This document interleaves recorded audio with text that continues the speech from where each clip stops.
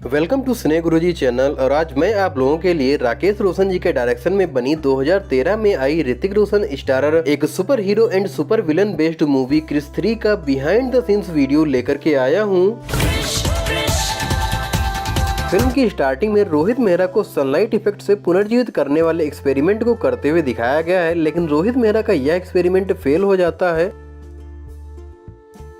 वैसे इस फिल्म में ऋतिक रोशन ने ट्रिपल रोल किया है, पहला क्रिस का, दूसरा कृष्णा का जो कि क्रिस बनता है, और तीसरा रोहित मेहरा का जो कि कृष्णा का पिता है। जहां पर रोहित मेहरा के रोल के लिए इन्होंने डिफरेंट मेकअप ट्राई किया, प्रोस्थेटिक ट्राई किया और अलग अलग तरह की विक्स ट्राई करी थी। ऋतिक रोशन जी बताते हैं इनका शेड्यूल काफी थकावना होता था, 6-6, 7-7 घंटे तक ये क्रिस का कैरेक्टर कर रहे होते थे और उसके बाद 4 घंटे तक बैठकर मेकअप करते थे रोहित मेहरा का कैरेक्टर करने के लिए। और कभी कभी तो ऐसा होता था कि पहले क्रिस का करते थे, फिर रोहित मेहरा का करते थे और उसके बाद कृष्णा का भी करना पड़ता था। राकेश रोशन जी बताते हैं super villain versus super hero यानी क्रिस 3 की स्क्रिप्ट फाइनल होने से पहले 5-6 आइडियाज को रिजेक्ट किया गया था, वो भी 12 महीने के बाद। ये फिल्म किसी कॉमिक बुक या नॉवेल पर बेस्ड नहीं है, इसमें जो कुछ भी देखने को मिलता है वो सब राकेश रोशन जी की इमेजिनेशन है। खैर स्क्रिप्ट फाइनल होने के बाद इन्होंने टोनी चिंग के साथ में मिलकर स्टोरी बोर्ड तैयार किया और सबसे पहले उसके एक्शन सीक्वेंसेस को एनिमेट किया गया था। फिल्म के सेकंड सीन में दिखाया जाता है एक प्लेन का फ्रंट वाला लैंडिंग गियर काम नहीं कर रहा होता है, तब क्रिस वहां जाकर के उसे लैंड करवाता है। तो सीक्वेंस को कुछ इस तरह से शूट किया गया था और यह सीन उस समय का है जब काल की एक मानवर काया डॉक्टर सेट्टी का रूप ले लेती है, जिसे देखकर डॉक्टर सेट्टी बेहोश होकर गिर जाते हैं और उसके बाद में काया डॉक्टर आलोक सेन को मार देती है और फिर मानवर काया वहाँ से निकल जाती है। इस फिल्म में काया का किरदार किया है कंगना रनौत जी ने। खैर काया के वहाँ से जाने के बाद ही पहली बार काल को अपनी लैब में मानवर्स के साथ में दिखाया गया है। काल के मानवर है राइनो मैन, एक एंट मैन है, एक चीता गर्ल है और एक स्कॉर्पियन गर्ल है, साथ ही काया तो है ही और एक फ्रॉगमैन भी है। इन सभी को काल के मानवर के रूप में फिल्म में दिखाया गया है। खैर क्रिस जब तारों में उलझे हुए एक बच्चे को बचाता है, उसके बाद में कृष्णा के बर्थडे सेलिब्रेशन में एक वीडियो सॉन्ग देखने को मिलता है और यह इसी रघुपति राघव राजा राम नामक वीडियो सॉन्ग के शूटिंग के समय की कुछ क्लिप्स हैं। इस सॉन्ग के लिरिक्स लिखे हैं समीर अंजान जी ने और इसको गाया है नीरज श्रीधर, मोनाली ठाकुर एंड बाब ने। साथ ही इस वीडियो सॉन्ग की कोरियोग्राफी करी है इंडियन कोरियोग्राफर रेमो डिसूजा ने।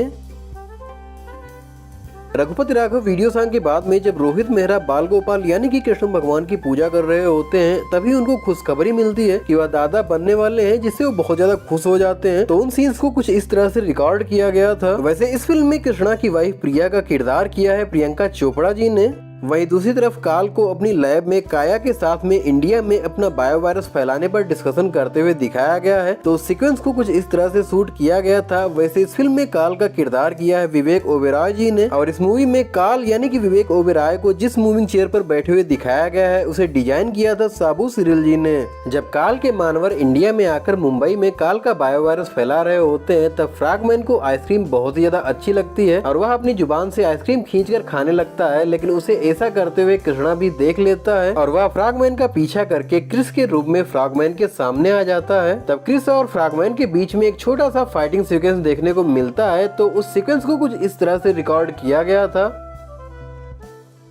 काल का बायोवायरस बहुत ही तेजी से फैलने लगता है, इस वजह से लोगों के बीच में अफरा तफरी मच जाती है और तभी क्रिस एक छोटी सी बच्ची को बचाने की कोशिश करता है, लेकिन वह बचा नहीं पाता है। खैर बाद में रोहित मेहरा अपनी लैब में क्रिस यानी कि कृष्णा के ब्लड से इस वायरस का एंटीडोट बना लेते हैं। वहीं दूसरी तरफ काल इंडिया में एंटीडोट बन जाने से बहुत ज्यादा गुस्सा होता है और अपनी लैब में तोड़फोड़ करने लगता है। तो उन सीन्स को कुछ इस तरह से रिकॉर्ड किया गया था। वैसे इस फिल्म में काल की लैब का जो एक्सटीरियर दिखाया गया है, रियल में वह स्विट्जरलैंड में स्थित स्फिंक्स ऑब्जर्वेटरी का है। और इसके बाद में फिल्म में ऐसा दिखाया गया है कि क्रिस के सम्मान में मुंबई में एक बड़ा सा क्रिस का स्टैचू बनवाया जाता है और उसका इनॉग्रेशन डॉक्टर रोहित मेहरा के द्वारा कराया जाता है। और तभी यहाँ पर एक वीडियो सॉन्ग देखने को मिलता है गॉड, अल्लाह और भगवान ने बनाया एक इंसान के नाम से, और यह इसी सॉन्ग के बीटीएस सीक्वेंसेस हैं। इस सॉन्ग के भी लिरिक्स लिखे हैं समीर अंजान जी ने, लेकिन इस सॉन्ग को गाया है सोनू निगम और श्रेया घोषाल जी ने। इस वीडियो सॉन्ग में रोहित मेहरा को कोई मिल गया वाली डांसिंग स्टेप्स करते हुए दिखाया गया है और ये आइडिया ऋतिक का ही था, क्योंकि कोई मिल गया में केवल रोहित मेहरा को ही डांस करते हुए दिखाया गया था, क्योंकि वहां पर सिंगल रोल किया था ऋतिक रोशन जी ने। और यहाँ पर आप देख सकते हैं किस तरह से उस डांसिंग स्टेप्स को कॉपी किया गया है। इस फिल्म में मुंबई शहर की सड़कों पर होने वाले एक्शन को दिखाया गया है, बट रियल में इसे रामोजी फिल्म सिटी में एक बड़ा सा सेट बना करके शूट किया गया है, जहाँ पर मुंबई जैसी दिखने वाली सड़कें बनाई गई थी, ऊंची ऊंची बिल्डिंग्स बनाई गई थी, और अगर आप वहाँ पर खड़े होकर देखते तो ऐसा लगता जैसे कि आप सच में मुंबई में ही खड़े हों। और इस सेट को डिजाइन किया था RRR का सेट डिजाइन करने वाले प्रोडक्शन डिजाइनर साबू सिरिल जी ने। साबू सिरिल सर बताते हैं, इस फिल्म में क्रिस का जो 35 से 40 फीट ऊंचा स्टैचू देखने को मिलता है, इसके लिए उन्होंने पहली बार 3D प्रिंटिंग का यूज किया था, और क्रिस का फेशियल स्कैन लेने के बाद में इस फिजिकल मॉडल को तैयार किया गया था। एक तरफ तो क्रिस के स्टैचू पर सेलिब्रेशन हो रहा होता है, वहीं दूसरी तरफ रोहित मेहरा की लैब में काल के मानवर घुसकर उसे बर्बाद करते हैं और उसमें आग लगा देते हैं। और इसके बाद में रात के समय काल के मानवर कृष्णा यानी कि क्रिस के घर पर भी हमला करते हैं, जहाँ पर प्रिया एक दरवाजे के नीचे आ जाती है। तो उस सीन को कुछ इस तरह से शूट किया गया था। खैर, दरवाजा टूटने के बाद में काया को भी एक पर्दे के पीछे से घर के अंदर आते हुए दिखाया गया है, लेकिन तभी यहाँ पर क्रिस आ जाता है और वह काल के जितने भी मानवर यहाँ पर होते हैं उनसे फाइट करने लगता है। वैसे यहीं पर क्रिस की एंटमैन से फाइटिंग वाले सीक्वेंस को शूट तो कुछ इस तरह से किया गया था, लेकिन फिल्म में ये बिल्कुल अलग ही अंदाज में देखने को मिलता है।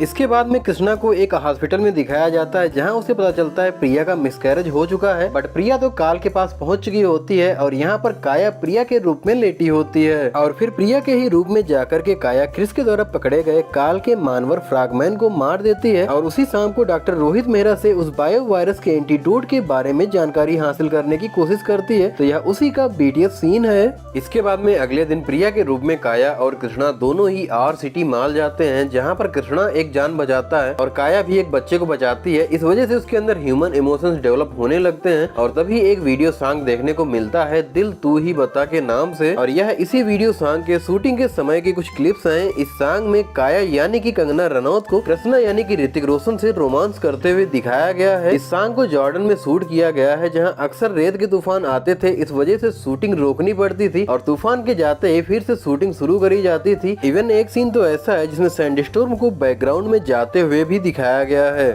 और जब कृष्णा को पता चलता है उसके घर पर प्रिया नहीं बल्कि प्रिया के रूप में कोई और रह रहा है, तब वह क्रिस के रूप में अपने घर पर आ जाता है। तो यह उसी का BTS सीन है। वहीं दूसरी तरफ काल डॉक्टर रोहित मेहरा को कैद करवाकर अपनी लैब में ले आता है, जहां पर काल के पूछने पर रोहित मेहरा बताते हैं कि असल में काल उन्हीं के DNA से बना है जिसे डॉक्टर आर्या ने बनाया था। यह डॉक्टर मेहरा और काल के बीच होने वाली बातचीत वाले सीक्वेंस का ही बिहाइंड द सीन है। और इसके बाद में काल डॉक्टर रोहित मेहरा के बोन मैरो को अपने डॉक्टर से बोलकर अपनी बॉडी में इंजेक्ट करवाता है।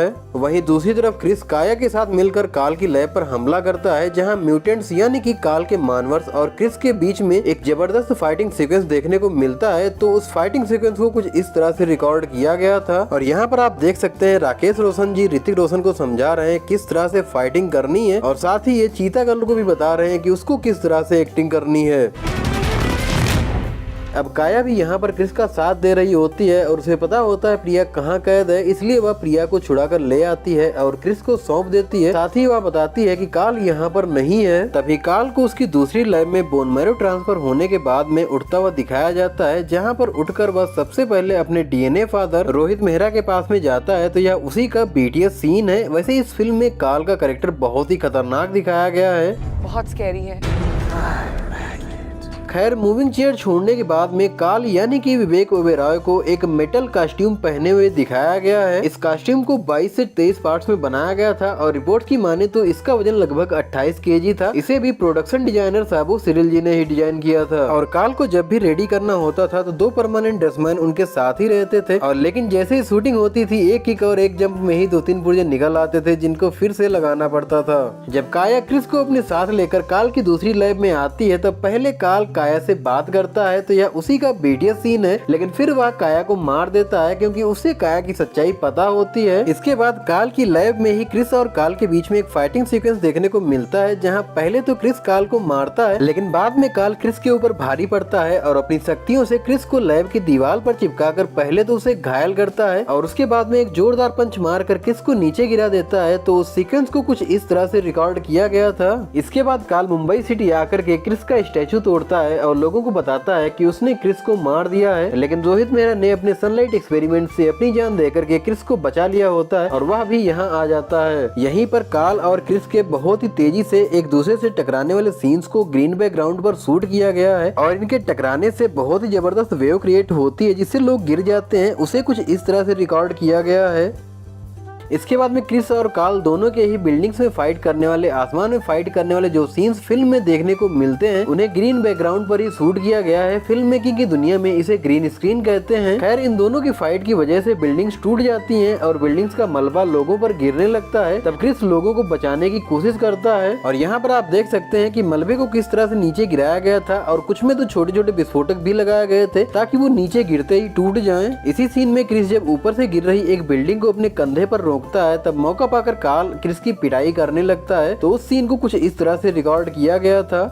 इसके बाद में क्रिस कार्ल से फाइट करते हुए उसे एक बड़े से मैग्नेट से चिपका देता है और उसकी पिटाई करने लगता है। वैसे इस फिल्म में जितना भी एक्शन देखने को मिलता है उसे डायरेक्ट किया है श्याम कौशल जी ने। खैर जब क्रिस को ऐसा लगता है कि उसने कार्ल को मार दिया है और वह कार्ल के पास जाता है तब मौका पाकर कार्ल एक लोहे का रॉड क्रिस के पेट में घुसा देता है। But at the end Krrish Kaal को सनलाइट एक्सपेरिमेंट से मार देता है। ऋतिक बताते हैं पहले कार्ल का कैरेक्टर वह खुद ही करना चाह रहे थे और इसके लिए उन्होंने राकेश रोशन यानी कि अपने पिताजी से कहा भी था, बट वह ऑलरेडी 3 कैरेक्टर कर रहे थे। इस वजह से राकेश रोशन जी ने इनको ऐसा करने से मना कर दिया था। तब कार्ल के किरदार के लिए विवेक ओबेरॉय जी को फाइनल किया गया था और विवेक ओबेरॉय ने वाकई बहुत ही जबरदस्त किरदार किया है कार्ल का। साथ ही एक बात और, जब भी फिल्म सुपर हीरो बेस्ड बनाई जाती है तब hand movement and body movement बहुत ज्यादा इंपॉर्टेंट हो जाते हैं और इसलिए ऋतिक रोशन को 2 महीने के लिए चाइना भेजा गया था जहाँ पर टोनी चिंग के साथ रहकर उन्होंने ये सारी चीजें सीखी थी। वैसे बहुत से सीन ऐसे भी होते हैं जिन्हें रिकॉर्ड तो किया जाता है लेकिन फिल्म में देखने को नहीं मिलते हैं, जैसे ये काया और राइनो मैन की फाइट वाला सीन। हालांकि यहाँ पर राकेश रोशन जी इनको बता तो रहे किस तरह से फाइट करनी है लेकिन फिल्म में ये सीन देखने को नहीं मिलता है। आई होप आपको क्रिस 3 मूवी का यह बिहाइंड द सीन्स वीडियो पसंद आया होगा। अगर पसंद आया हो तो वीडियो को लाइक जरूर से कर देना। अगर कुछ भी बताना चाहते हो तो कमेंट बॉक्स में बताओ। हम मिलेंगे आपको नेक्स्ट वीडियो में, तब तक के लिए थैंक्स फॉर वॉचिंग।